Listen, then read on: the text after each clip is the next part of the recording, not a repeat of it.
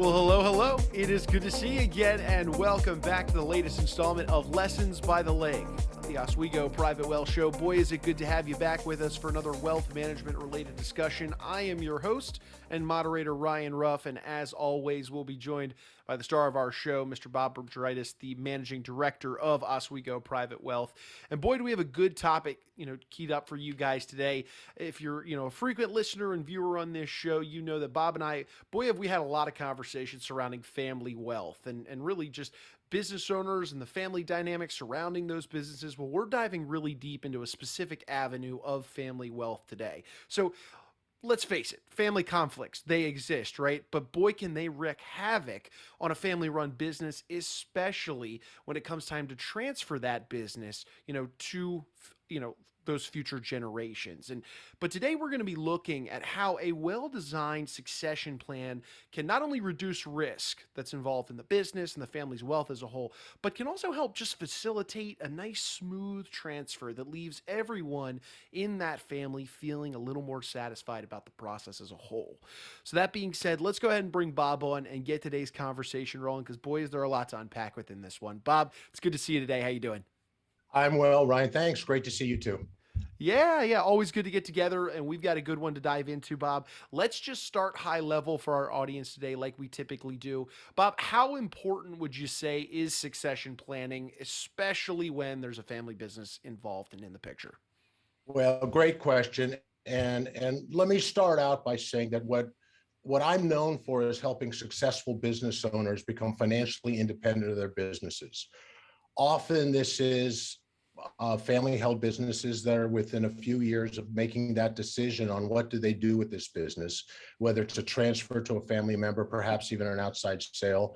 And so what we really do is we have a process to help our clients go from that wondering and worrying to the clarity and confidence of knowing that they're going to be okay and knowing that they can facilitate this transfer and take care of all of the issues, because there's a lot going on here. You're essentially talking about a business that's had years, decades of going to a certain point, and that's often the business owner's other family member, if you will. And we believe that those business owners deserve to get maximum value for their life's work. And so this process is so important, so critical. And what we found are that many times these business owners are ill prepared and not particularly well positioned for making that transfer, because this can result in lower valuations, fewer bidders if it's going outside, and sometimes even failed transactions. And I know we're going to dig into it much more today, but we can talk about some of the family dynamics and what's so incredible there. But we do believe that a business owner needs to have a well-coordinated, well thought out process to make this happen. You don't just get up one day and say, son, daughter, the keys are yours, I'm going golfing. So Sure. No, that's great. I appreciate you framing it up that way, Bob. So, in kind of staying high level, then how would you say a family run business can assess whether or not there's even a need for succession planning in the first place? well, I think there's always a need. Obviously, what Hmm. else would I say? But I sincerely believe that there's always a need, because you're dealing with two issues that always go on in every family. And number one, it's the technical transfer. It's, how do you do it to make sure you mitigate taxes, make the transfer go properly, stock sale, asset sale. There's all the technical issues involved, but there are also family issues. We always talk about the human element on this show, and there can be family dissent mitigation. And the goal is not to have zero family disputes, but to have minimal family disputes, and to really kind of work through that process, make sure there are no financial complications. And that can make the difference between success and failure. I'm sure everybody on the show who runs a business or consults with people who run family businesses understand the odds and the statistics of a founder going to the next generation, to the third generation, the fourth generation, how that doesn't happen very often to make it multiple generations. And there are things that we can get in front of, address now, at least for this generation to the next, and hopefully continue to work with the next generation for that next transfer over. Roger that. So given all the variables at play here, Bob, and those hurdles that need to be climbed throughout this process, where does a family start? How should a family that owns a business start this process of creating a well designed, well crafted succession plan? Yeah. Well, I think the first step as they progress towards their goal of succession of their business, I think it's important that they have a process to ensure that their goals are reached. And so we utilize at Oswego Private Wealth a six-step exit planning process. So the first is to establish those exit goals. I mean, that's just such a no-brainer, is you've got to, gain the clarity of knowing what do you really want out of this exit before you even start the process. We often ask our clients a question that is this, and it could be 2 years, 3 years, it could be a year from now, whatever the contemplated timeline is to sell the business or transfer the business, as the case would be, and I'll say, Ryan, if you and I were sitting here 2 years from now, what has had to have happened for you to be really happy to feel that this really was worked exactly how you wanted to go? Again, looking back over those 2 years, and generally they'll say, this had to happen, that had to happen, so on and so forth. And so you've set some parameters, you've set some goals. So you first have established those exit goals. Number two is then you have to analyze both the financial and the mental readiness, because this big step will identify not only the financial issues within the business, but there are what mental dependence do you have on this business? Remember, I run a family enterprise with my sons in the business. I have no intention of leaving my business for another 15, 20 years. But as you think through these things, just say, if and when I get to that point, and as I look at it with my clients, am I ready? Am I emotionally ready? Do I have a plan for afterwards? What do I have going on that I know that I'm ready to do it, both not just financially, but also emotionally and mentally? And then the third thing is a discovery. What kind of a business owner are you? So, are you a control and command and a conquer and my word is law kind of business owner? Are you more collaborative? How did you bring up the team behind you? And that brings up a very critical point is, and a part of the analysis we do, are the family members ready? Mm-hmm. We assume there's a competence there and a leadership component there. And are they ready to assume the mantle of taking over the business? And then after we've discovered what kind of a business owner you are, and the approach we take to this exit planning, we go to the fourth step, which is learn your exit options. There's more than one. there's more than one, and what's right for you at the time of your exit will help you determine the kind of exit actions that best match your needs and your goals. And then clearly we need to do evaluation, a quality of earnings. We need to know what the value of the exit is. And then ultimately to protect execute the plan. And we do that. And we want to, we often say that here in our business, we're defending your American dream. And those of you who heard my story about how I'm immigrant, a son of Latvian immigrants. My parents were both entrepreneurs, and they came here in their young 20s to start their life together with the American dream. And that's what I really want fervently for my clients. I want to defend their American success story and defend their American dream and make sure we protect the assets, we do things properly tax-wise, we diminish and mitigate those family conflicts that can show up, and that we execute that plan defending that American success story. Yeah, Bob, I love that. And man, we talk about the importance of a process on this show a lot. I love that you do have, those 6 steps to moving through that very big, very important process of creating that succession plan. But I want to touch back on one thing that you mentioned, which is really a big theme in today's episodes, and that's that idea of family conflict and family harmony there on the flip side. How would you say that a well-crafted succession plan, you know, goes about tackling this issue of tackling family conflict, maintaining family harmony, and just ensuring that transition is as smooth as it can make it, at least with regard to the family per se? Well, within the virtual family office that we run here with our firm, we surround ourselves with technical experts from merger and acquisition to legal to the attorneys, CPAs who specialize in this business, even on the property and casualty end.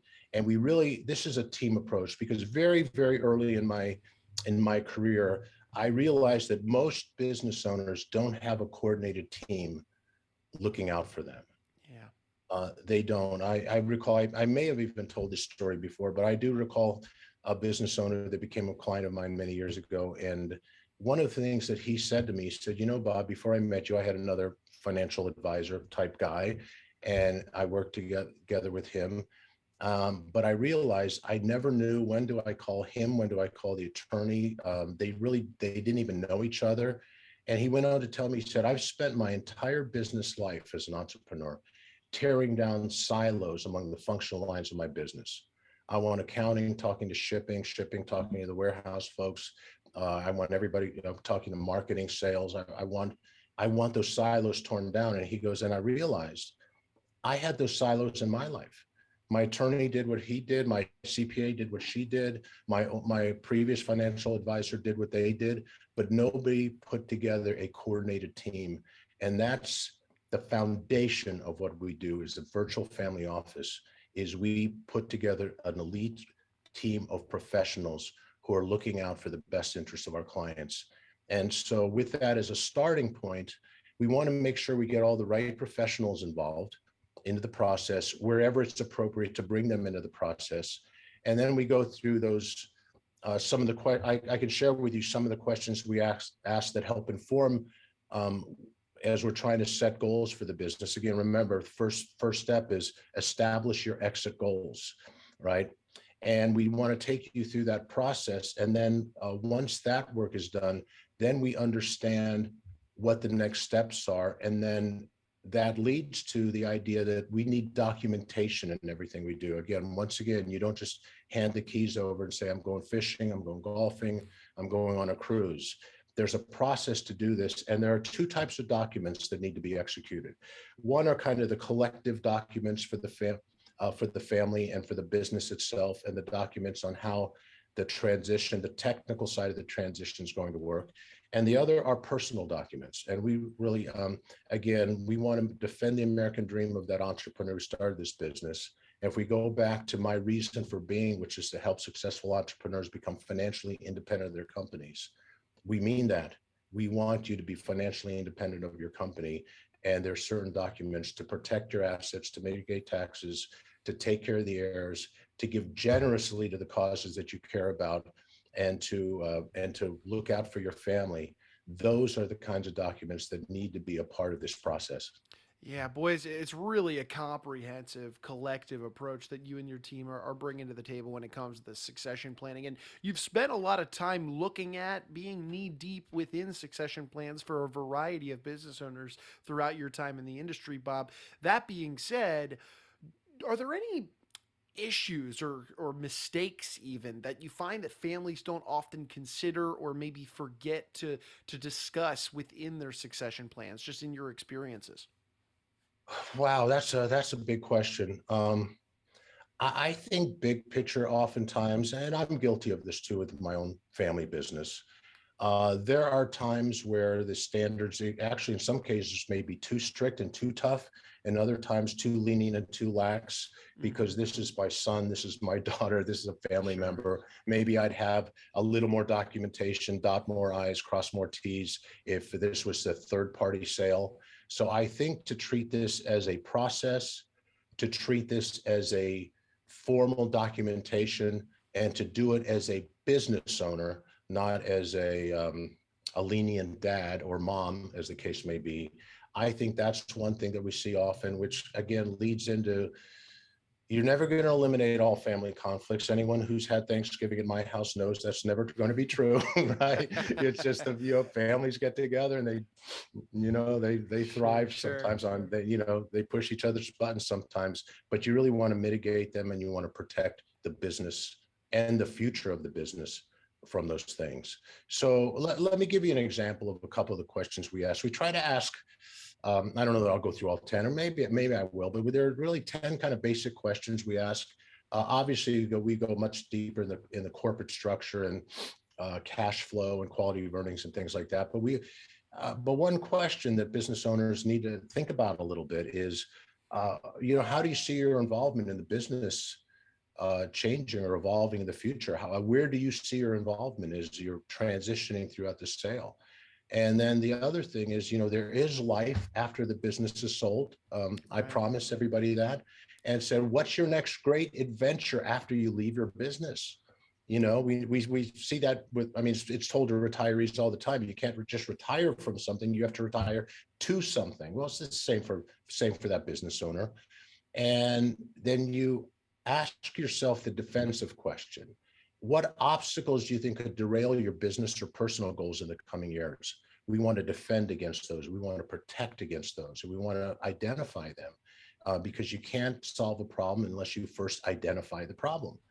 And what role does this business need to play to help you achieve your financial goals? Again, if you're doing installment sales or asset sales or stock sales, there are different ramifications of all of that.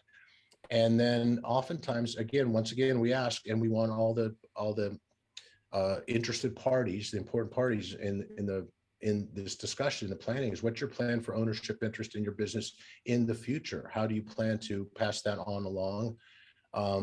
Number 6, we said, what method or methods have you used to assess the value of your business? How confident are you in that process that you have a true valuation of that business?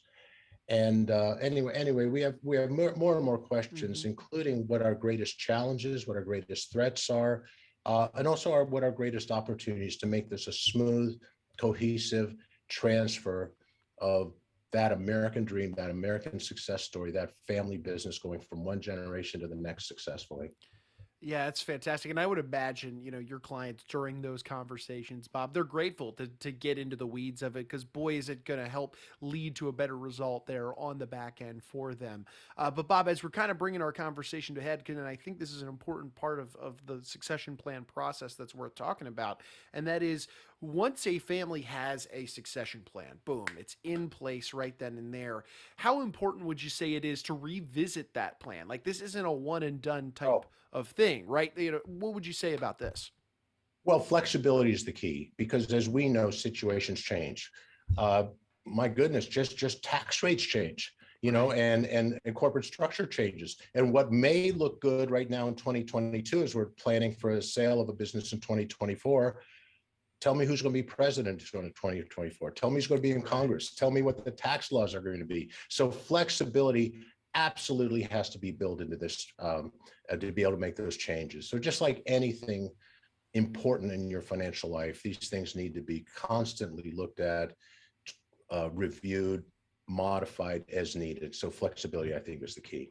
Yeah, that's great. I appreciate you bringing that up. That is an important part of it, certainly. But Bob, for those that have been in our audience today, they're listening to this conversation. They're probably not in their heads. Maybe they have a succession plan in mind for their family business. Maybe they don't. They're realizing they're a little bit behind the 8 ball here. And they're thinking to themselves, maybe it'd be worth reaching out to you and your team to open up a dialogue, talk a little bit about their unique situation and how it might play into this world of succession planning. What would be the best way that they could reach out to you and your team to just, like I said, open up that dialogue, start the conversation? Yeah, please come to us through our website, and it's oswegoprivatewealth.com. And through that website, you can connect with us, set up a phone call, reach out to us, send us an email. Just let us know what your situation is. I would love to help you with your American success story. And I think one of the keys, the key things, and I hope I touched on it somewhat here. There are the technical aspects of the plan, but that human element and the family dynamics are just as important. And I think the one thing that differentiates me the most from most people who do what I do is that I deeply understand that this is about so much more than money. This is about legacy. This is about family. This is about um, your marriage. It's about so much more than money. And I deeply, deeply understand that. And Technically I'm a financial advisor, but what I do is I really help successful families and businesses defend their American success story in a midst of a crazily uncertain world, socially, politically, economically. And we want to give that clarity, that confidence, take you away from wondering and worrying. Will I be okay? Can I make this happen? And give you the clarity and confidence that you're going to be okay. And we can make this happen to your advantage and to your family's advantage and to the business's advantage. Fantastic. Well, Bob, you are a busy guy. You've got a company to run, some clients to serve. We will let you get back to doing that today, but I appreciate you carving some time out to dive into this world of succession planning for our audience because, boy, is it a big one. Big conversation here, a lot to unpack within it. And I'm looking forward to jumping on with you the next time and getting into another topic with you. I really appreciate it. Thank you, Ryan. All right. Thanks, Bob. And hey, look, as always, we're going to take one final moment and thank you guys. That's our audience for jumping aboard and being with us here on the show today. If you took anything away from the conversation today, anything that Bob mentioned about this art, really, that is succession planning, do us a favor, leave a comment for the show, subscribe to it on whichever platform you checked us out on today. And then, of course, share this information with any friends, family, business owners, really anybody that you think would benefit from these types of conversations. Because at the end of the day, Bob and I, we're taking just the same types of conversations that he's having with his clients regularly over at Oswego Private Wealth, and we want to bring them right to you on this show. And because that's the case, that means we've got a lot of great conversations teed up for some future episodes, and we would hate to have you miss out on those. So always be sure to check back on the platform that you watched us or listened to us today for new content. Well, look, for Bob, I'm Ryan. We're going to go ahead and say so long, but we appreciate you joining us one final time today on Lessons by the Lake.